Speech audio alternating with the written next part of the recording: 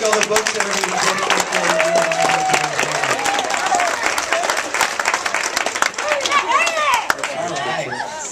And we're talking a lot about history today. There's a lot of history at the Bell Hills school site.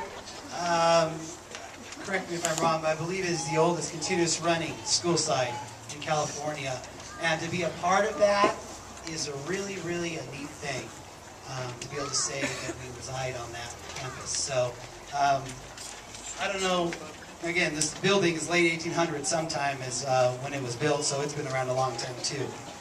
So we're going to get started with a little bit of the history of the library, just real short. We're going to keep the ceremony fairly short, just so that the wiggles in the front and the wiggles in the back probably too.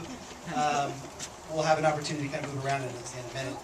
But in the December of 2008 is when we purchased the library building. It did not look like this when we bought it.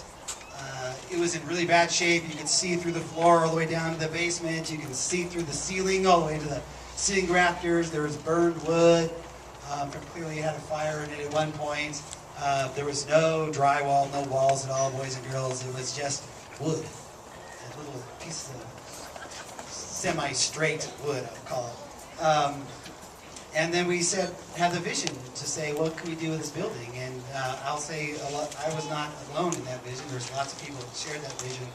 But the vision was to make that building into a library. So we started work really in the spring of 2009.